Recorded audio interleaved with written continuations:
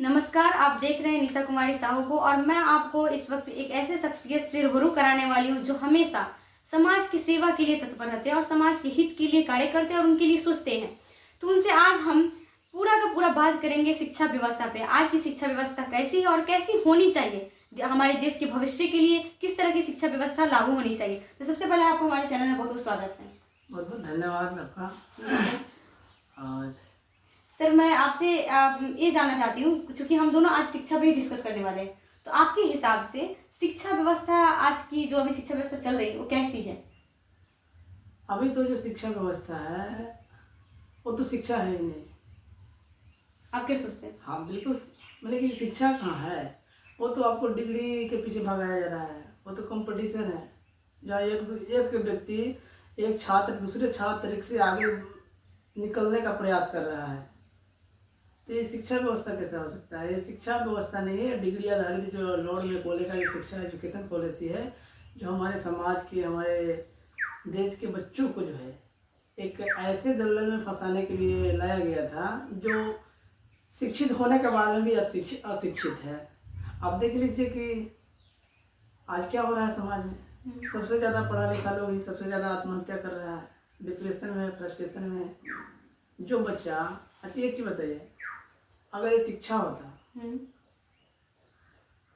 तो शिक्षा का मतलब होता है ज्ञान। तो आज के जो युवा में, पढ़े लिखे युवा में न तो जीने का कला है। अगर परिवार में झगड़ा भी हो जाए, मारपीट भी हो जाए, तो उससे कैसे निपटना है नहीं आता। अगर तबीयत खराब हो जाए अचानक, तो उससे निपटने नहीं आता। भाईचारा खराब हो रहा है तो उसको कैसे भाईचारे को ठीक करना है उसको नहीं आता। तो फिर क्या आता है? अभी आप एक शब्द बोले हैं कि ये शिक्षा नहीं है, क्योंकि एक दूसरे आज के युग में छात्र छात्राएं एक दूसरे से आगे बढ़ने की कोशिश कर रही हैं। तो ये आप इसको शिक्षा नहीं बोले, किस सोच से बोल रहे हैं? क्योंकि जहाँ वो एक दूसरे से आगे बढ़ने की कोशिश कर रही है, कहीं ना कहीं वो आगे बढ़ रही है एक दूसरे से, वो मेहनत ही तो कर रही है, ज्ञान को अर्पित कर रही है, तब तो बढ़ रही है। तो हम एक दूसरे को पीछा कर क्यों रहे हैं? कहने का मतलब है कि ये जो शिक्षा व्यवस्था लॉर्ड मैकॉले जो दिया हम लोग को, ये एक दूसरे से पीछे और आगे करने के लिए हमें तो कंपटीशन दूसरे देशों से करना चाहिए ना। हम अपने बच्चों से कंपटीशन क्यों कर रहे हैं? अच्छा। जैसे मान लीजिए वैकेंसी गवर्नमेंट निकाली 1000 यूपीएससी में, और वहाँ 15 लाख बच्चा भर दिया फॉर्म। ये तो बात सबको पता है कि 10,000 ही बच्चे या 1,000 बच्चे ही उस सीट पर बैठेंगे। अगर मान गए यहाँ 2 कुर्सी बचा हुआ है और 2 कुर्सी है, और कंपटीशन रख दिया जाए कि 2 कुर्सी पर पाने के लिए इसको जो तेज होगा, जो तेज दौड़ेगा वही बैठेगा। कितने आदमी? अगर 1,000 आदमी और अनलिमिटेड कर दिया जाए, अगर कुर्सी तो सीमित रहता है ना, जैसे वैकेंसी निकलता है तो सीमित सीट है, पार्टिसिपेट की संख्या सीमित है कि नहीं? पार्टिसिपेट की संख्या सीमित है, लेकिन फॉर्म डालने वाला, कंपटीशन में भागीदारी लेने वाला तो लाखों लोग होते हैं। तो अगर हम इस चीज को जान जाए कि भाई कुर्सी 2 ही है और हम सब इतने सारे लोग भाग रहे हैं, किसी को 2 ही को मिलना है, अगर ये बात जान जाए हम, तो किसी कंपटीशन रुक जाएगी। क्योंकि 2 कुर्सी है तो 2 ही तो बैठेगा, या हम बैठे या आप बैठे, 2 ही बैठेगा। तो हम कंपटीशन क्यों कर रहे हैं? अगर इस कंपटीशन का जो व्यवस्था है, जो अंक आधारित व्यवस्था, जो शिक्षा व्यवस्था लाने का मेन पर्पज था कि वो आपस में लड़ जाए। अब जैसे आप देख लीजिए, अगर आप किसी क्लास में पढ़ते हैं, उस क्लास में अगर 50 बच्चा है, तो उस क्लास का बताइए टॉप कितना आता है बच्चा। अगर एक क्लास है उसमें टॉप पर रखा जाएगा तो कितना बच्चा टॉप पर आता है? टॉप तो एक ही रहता है, लेकिन फिर भी स्थान 3 तक का दिया जाता है, 3 तक के। तो टॉप का मतलब हुआ सबसे बढ़िया बच्चा। उस स्कूल के हिसाब से, उस स्कूल के हिसाब से, उस क्लास के हिसाब से वो बच्चा सबसे टॉप है। तो जो बाकी में जो मान गया कि 50 को बच्चा है, 50 बच्चा में एक बच्चा टॉप हो गया, तो 49 बच्चा बेकार है। नहीं, तो फिर बेकार माना गया ना भाई, टॉप करा दिया गया उसको। वो टॉप है क्योंकि उसका माइंड हो सकता है अलग लेवल का हो। माइंड कैसे अलग होता है? माइंड सबका सेम होता है। परमात्मा जब किसी का जन्म देता है तो सब में किसी न किसी को अंदर टैलेंट भेजता है।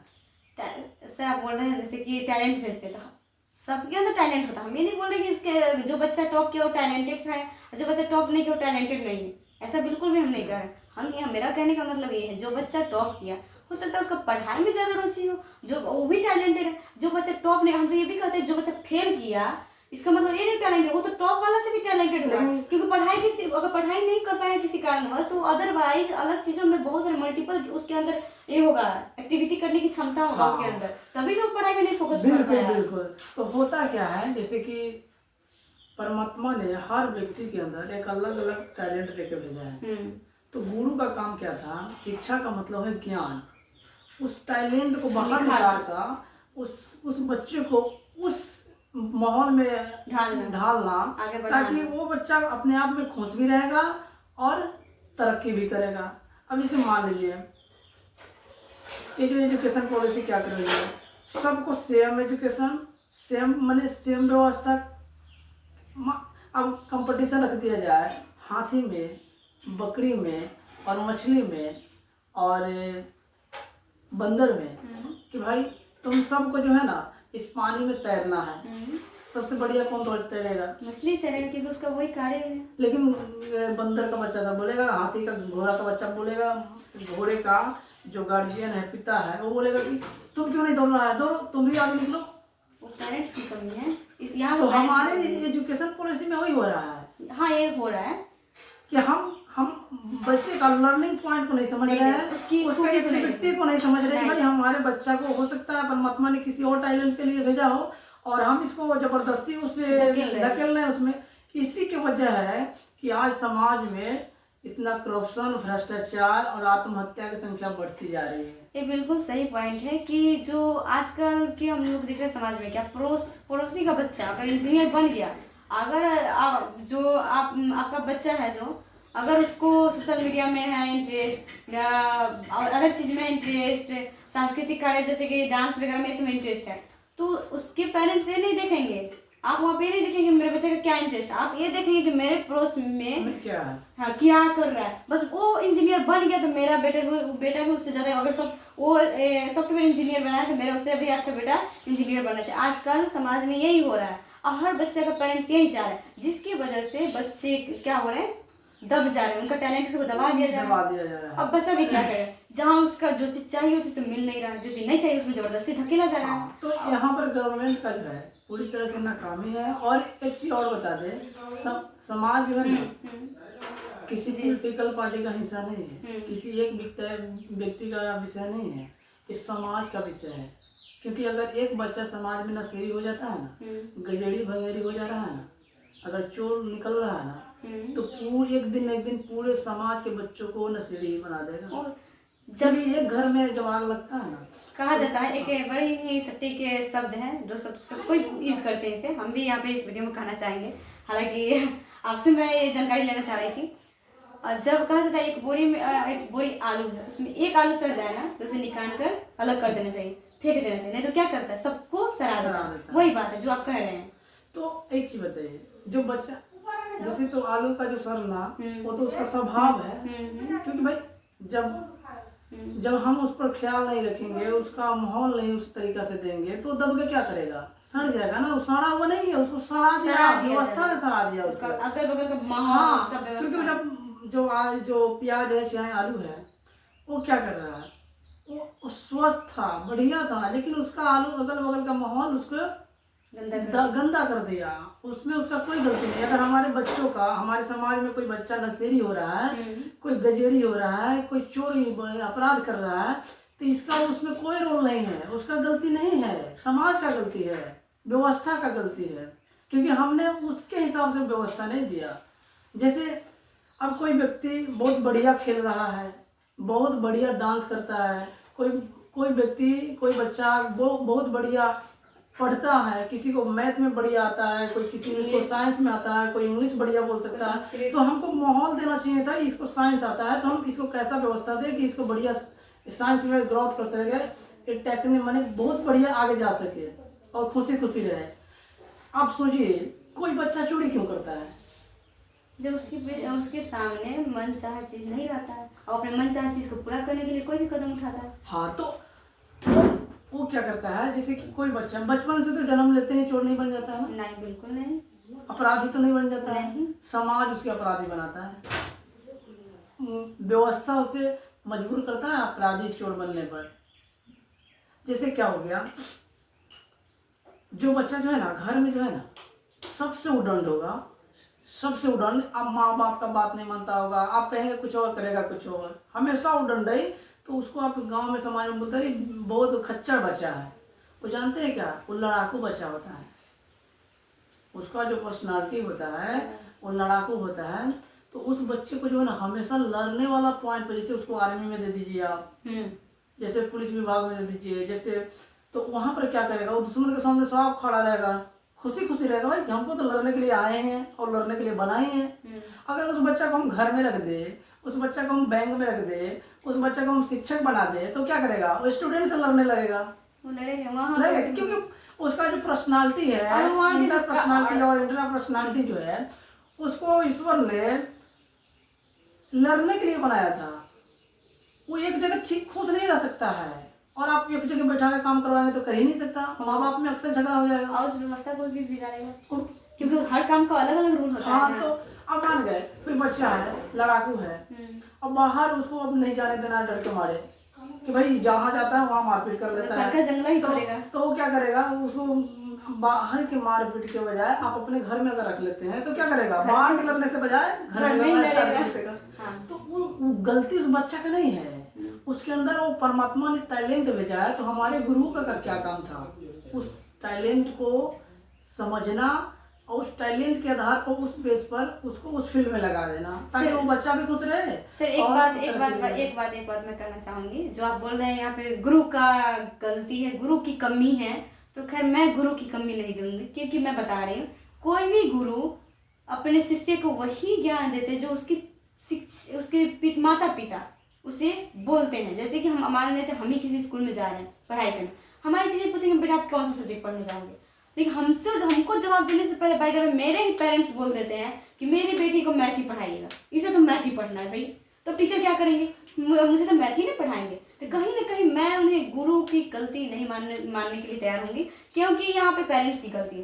पेरेंट्स आजकल के पेरेंट्स क्या कर रहे हैं, बच्चों से पूछते हैं कि बेटा को क्या लेना है, कौन सा सब्जेक्ट लेना है, आर्ट्स लेना है, साइंस लेना है, कॉमर्स लेना है। अगर बेटा को अगर इंटरेस्ट है कॉमर्स में बिजनेस स्टडीज करना है, तो बेटा को तो राज दे दिया जाता है। वही कहीं बात आती है लड़की की कि पापा मुझे तो बिजनेस स्टडी करना है, मुझे तो आगे अपना जाके कंपनी खड़ा करना है।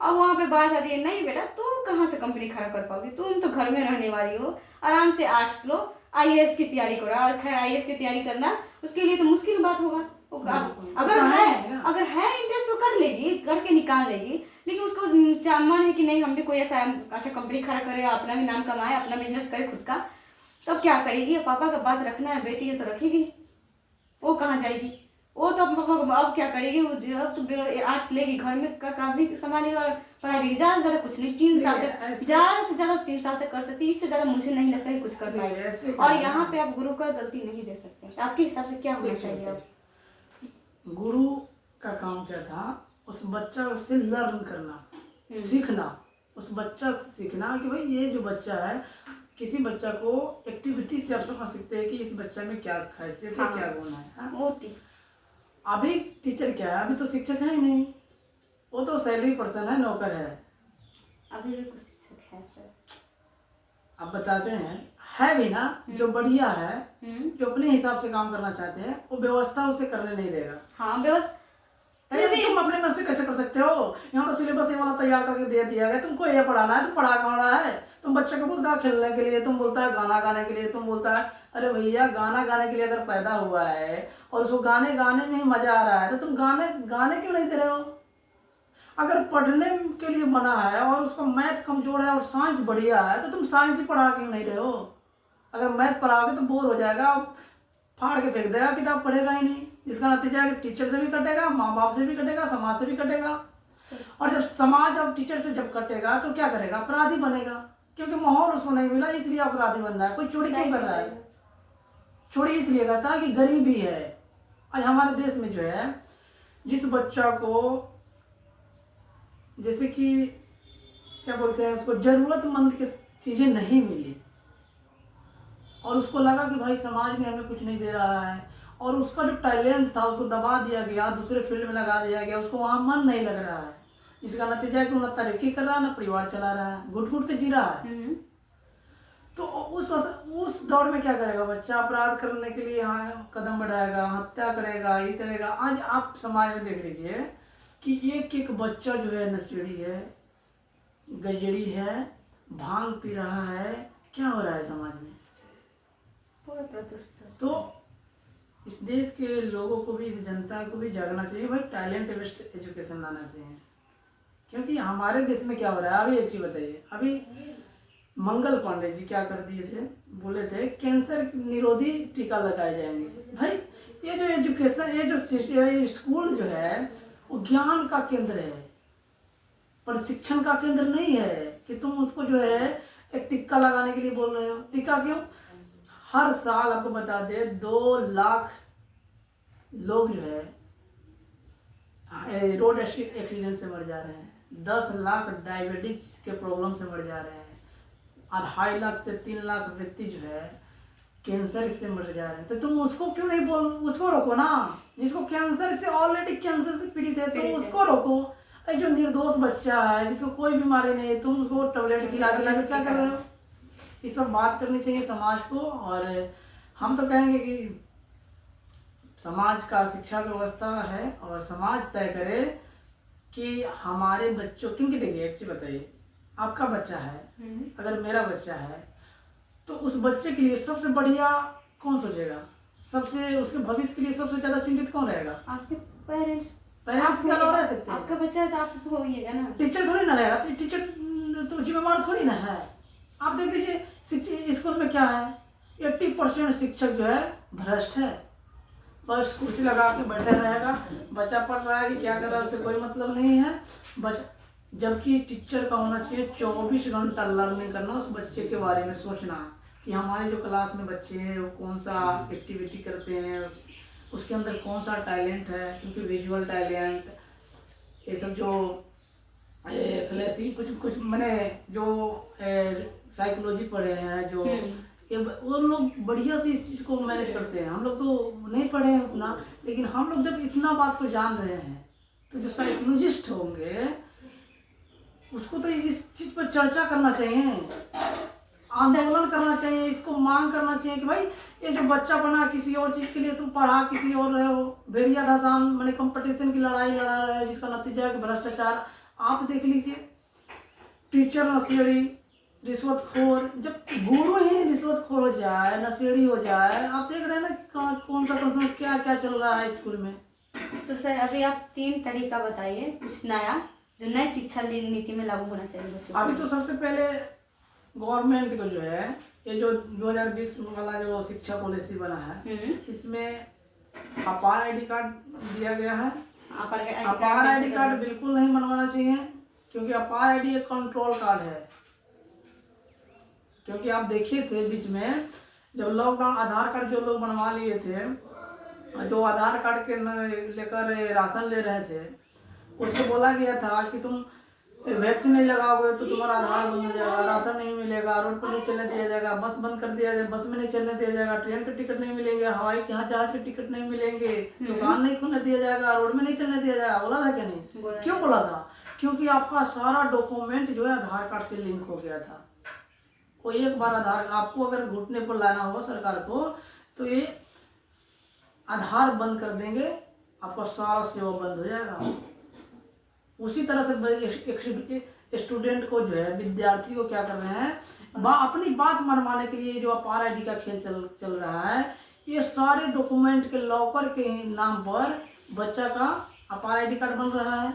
अब फिजिकल डॉक्यूमेंट नहीं मिलेगा, अपार आईडी कार्ड में उनका लॉक रहेगा, जब मन करे वहाँ से प्रिंट कर लेंगे।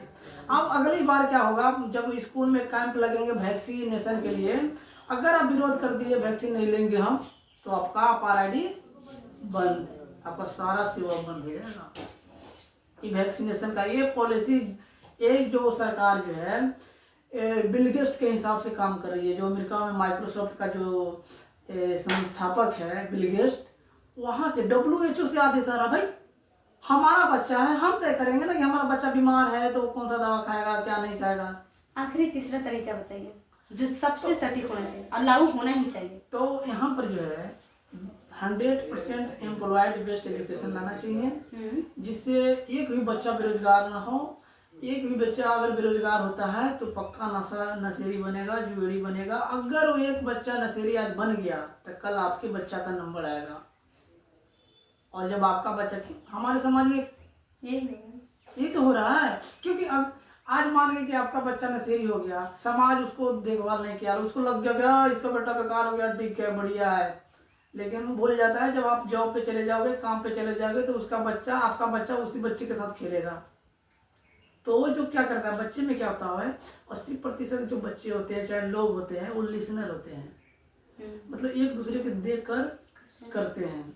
अगर वो बच्चा नशा कर रहा है ना, तो वो बच्चा नशा लेने का पूरा कोई मजा आ रहा है यार, तो मजा के चक्कर में क्या करेगा, वो नशा लेगा। उसको नहीं पता अच्छा क्या होता है बुरा होता है, कि बच्चा है। और जिसको नशा का लत लग गया ना, यकीन मानिए जो आज 1 बोतल पिया है ना, कल 2 बोतल पिएगा तब उसको मजा आएगा, परसों 3 बोतल पिएगा तब मजा आएगा। 1 बोतल आज पी लिया, कल 3 बोतल पी लिया, फिर आज 1 बोतल पिएगा तो उसको मजा नहीं आता है। तो क्या करेगा, मजा के लिए दिन पर दिन अपना डोज बढ़ाते जाएगा, और उसके बाद में इतना नशा का शिकार हो जाएगा कि जमीन बेचकर पिएगा, मकान बेचकर पिएगा, खेत बेचकर पिएगा। समाज में क्या हो रहा है, ये तो हो रहा है। तो यहाँ क्या है, पेरेंट्स को भी समझना चाहिए इस चीज को कि बच्चा मेरा है तो हम तय करेंगे कि हमारे बच्चा देखिए, एक भी बच्चा अगर रो रहा है घर में, लड़ाकू है, झगड़ालू है, तो गलती उसका नहीं है, क्योंकि बच्चा जो माँ का कोख में होता है ना, वहीं से सीखना स्टार्ट कर देता है। जैसे कृष्ण भगवान क्या थे, जब कृष्ण भगवान उसको बता रहे थे ना, क्या नाम था उनका, मम्मी का, अभिमन्यु का माँ का, उनकी माँ का नाम था, थोड़ा मिस्टेक कर रहे हैं, अभिमन्यु जब पेट में था ना, तो वो चक्रव्यूह का कैसे तोड़ना है वो बता रहे थे। हाँ, और उसे लेकिन कैसे निकलना बाहर बताइए रहे थे, तो उसकी मम्मी का जो है नींद आ गई, हाँ। जिसका नतीजा हुआ कि आगे का कहानी वो समझा नहीं, वो बच्चा सो गया, जिसका नतीजा हुआ कि उसको तो अंदर जाने का रास्ता पता था लेकिन निकलने का रास्ता पता नहीं था, जिसका नतीजा हुआ कि अभिमन्यु के साथ ये होगा। तो हमारे माँ बाप को भी इस चीज को समझना चाहिए कि जो हमारा बच्चा है ना, हमसे बहुत टैलेंटेड है और हो भी सकता है, और इससे हो भी नहीं सकता है भी। हमको सिखाने की जरूरत नहीं है, आपको उससे सीखना है कि इसके अंदर में कौन सा एक्टिविटी है, उसका मतलब क्या है, उस मतलब को समझकर उस फील्ड में लगाना है उस बच्चों को। अगर उस मतलब को आप नहीं समझे और आप उसको डांट दिए, जैसे बच्चा खेल रहा है, अगर उस बच्चा उसको नहीं कह सकते कि वहां नहीं जाना है, ठोकर लग जाएगा तुमको, तो बच्चा हमेशा के लिए दिमाग में ले लेगा। अगर बाद में आप बोल रहे खेलने के लिए, तो बोलेगा अभी तो बोल रही थी नहीं जाने के लिए, अभी बोल रही जाने के लिए, तो उसका नेगेटिव तो बोलना ही नहीं है। अगर बच्चा मोबाइल देख रहा है ना, तो वहां पर ये बात बोलना है, उसको नहीं बोलना है, दूसरे को बोलना है, हेलो अच्छा क्या हुआ आपके बच्चा का, अरे मेरा बच्चा मोबाइल देख रहा था, मोबाइल ब्लास्ट कर दिया है। तो बच्चा सुनेगा, अच्छा ब्लास्ट कर दिया, मम्मी किसका ब्लास्ट हुआ, उसका ब्लास्ट हो गया है, कोई बात नहीं, तुमको खेलना है क्या, नहीं मम्मी नहीं खेलना, अचानक बोल देगा वो। आप उसको बोलो मत नहीं खेलेगा, वो बोलोगे कि नहीं खेलना है तो वही करेगा, ये नेचर है। आप बोलोगे खिड़की मत चढ़ो गिर जाओगे, तो पहले चढ़ के गिर के देखेगा वो इसलिए कहेगा कि मम्मी झूठ बोल रही है कि सच बोल रही है कि ऐसा क्यों, ऐसा तो कुछ है नहीं। हाँ, तो ये बच्चा में जो है सब टैलेंट होता है, अलग अलग होता है। बोलता है हम लोग अंग्रेज तो हम लोग को बर्बाद करने के लिए, समाज तोड़ने के लिए इस तरह का व्यवस्था लागू किया था, कंपटीशन के दौर में जाए, सच्चाई को नहीं जाने, सत्य को नहीं जानेगा, नौकरी के पीछे भागेगा। नौकरी के पीछे भागने का मतलब हुआ पैसा के पीछे भागना, और आज भी पैसा कंट्रोल अंग्रेज के हाथ में है। चलिए सर, आपका बहुत बहुत धन्यवाद जो अपना कीमती समय निकाल कर हमारे देश के भविष्य के लिए, हमारे देश में कौन कौन सी नई शिक्षा की नीति में नई नई बातें जुड़नी चाहिए, इसका आपने हमसे शेयर किया और हमारे दर्शकों को भी बताया, इसके लिए बहुत बहुत धन्यवाद। और आखिर आपको कुछ कहना है हमारे दर्शकों से? तो मैं आप लोग से भी यही कहूँगा कि आपके बच्चे हैं तो आपसे बेहतर कोई उसका चिंता नहीं कर सकता, जी बिल्कुल। अपने बच्चों के लिए आपको खुद लड़ना होगा, आगे आना होगा, आगे आना होगा। आपके लिए कोई नेता ठिका नहीं लिया हुआ है, कोई समाज से भी ठिका नहीं लिया हुआ। अगर लिया होता तो देश 77 साल से आज़ाद हो गया देश, अभी तक बहुत चीज़ बदल गया होता। आज समाज में किसी बच्चे को जीना नहीं आता, खाना खाने नहीं आता, पीना नहीं, क्या पीना है वो नहीं आता, उल्टा चीज़ ले रहा है भाई। बाजार का समाज कैंसर है, बाजार का ठेला का जो सामान है, पाम ऑयलिंग जो है, वो सब चीज़ पाम ऑयलिंग से बन रहा है सारा समाज, जिसका नतीजा है कि कैंसर का शिकार होते जा रहा है। ये गुटखा पर लिखते हैं कि कैंसर, गुटखा खाने से कैंसर होता है। महिला को मैं वो क्या बोलते हैं, महिला कौन सा गुटखा खाती है, उसको जाकर देखिए कैंसर के हॉस्पिटल में सबसे ज़्यादा कैंसर है उसी को है। इसका मतलब सरकार जो है आपके साथ छल कर रही है। तो आपको आना पड़ेगा आपके बच्चों के लिए, क्योंकि आपके बच्चे हैं ना, बाद में आप कुछ नहीं कर पाएंगे। इसीलिए वो क्या होता है, जब बचपन में, क्योंकि बच्चा मिट्टी के घड़े जैसा होता है, आप बचपन में जैसे सीख देंगे ना वैसा हो जाएगा। और अब जब वो मान के 17 साल 18 साल का हो गया, अब उसमें कमी निकालना स्टार्ट करेंगे तो बच्चा आपसे कट जाएगा। जब आपसे कटेगा तो वो पलायन कर जाएगा, और जैसे पलायन करेगा नशा बढ़ना स्टार्ट हो जाएगा। क्योंकि पलायनवादी विचारधारा ऐसा है जो भ्रष्टाचार, नशा, अपराध को बढ़ावा देता है। कोई आपके बच्चे, हमारा समाज उतना नशेड़ी नहीं था जब से पलायन किया है, और बच्चा पलायन किया हुआ बाहर गया हुआ बच्चा जब समाज में आता है वही नशा करता है।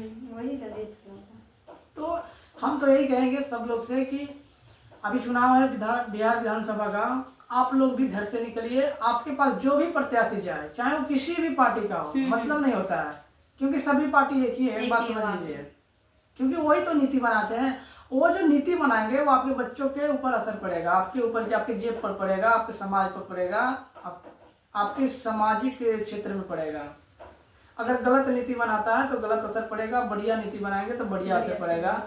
तो आप लोग भी टैलेंट बेस्ड एजुकेशन को मांग करिए कि भाई आप ये जो कंपटीशन आधारित व्यवस्था है इसमें हम चाहते हैं इसको ख़त्म कर दिया जाए।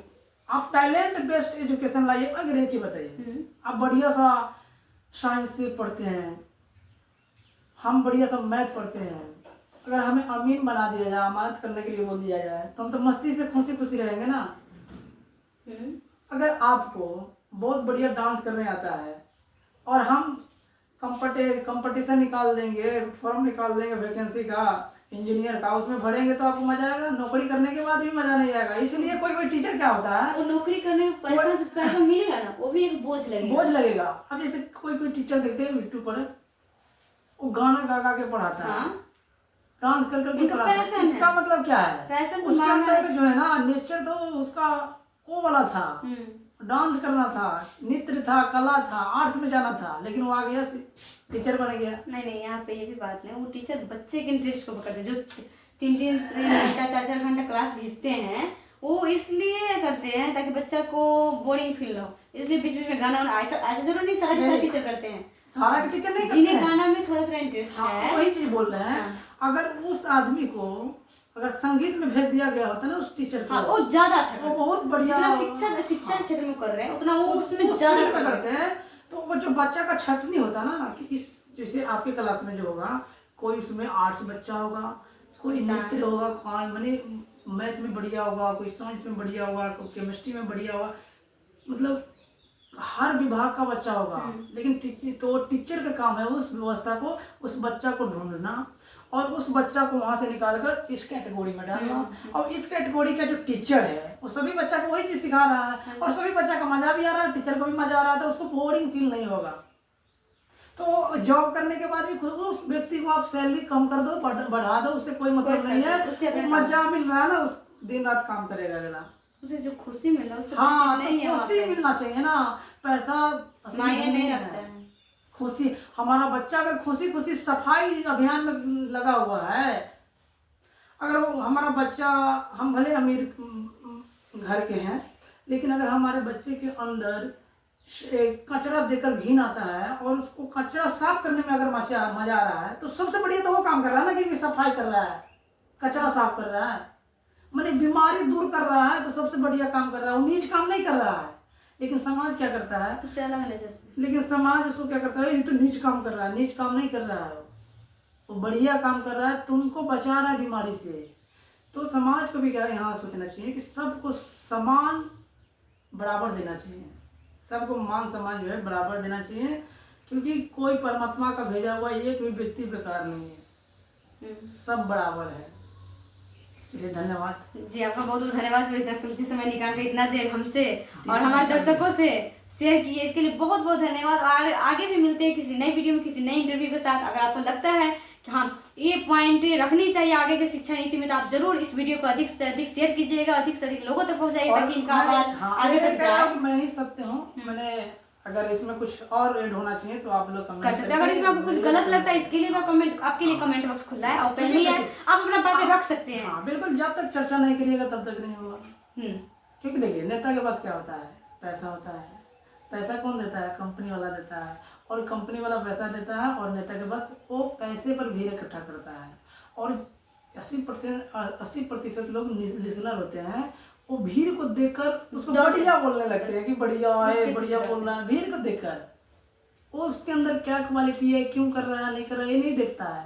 तो इसमें कोई उस बेचारे का कोई गलती नहीं है, क्योंकि वो उस पर्सनालिटी का बना ही है कि एक दूसरे के देख कर नहीं करना है, मैंने भीड़ का हिस्सा नहीं बनना है उसको। इसलिए उसमें कमी नहीं दिखाई देता है, उसमें भीड़ दिखाई देता है। तो उसको लगता है अगर भीड़ यहाँ है तो इसका मतलब बहुत बढ़िया आदमी है। लेकिन हमें भीड़ की तरफ थोड़ी नहीं भागना है। हाँ, तो समाज ये आपको डिसाइड करना है कि आपको कहाँ भागना है, भीड़ की तरफ भागना है या फिर अपने इंटरेस्ट के हिसाब से जाना है। ठीक है, तो मिलते हैं फिर से किसी नई वीडियो में किसी नए, तब तक के लिए धन्यवाद।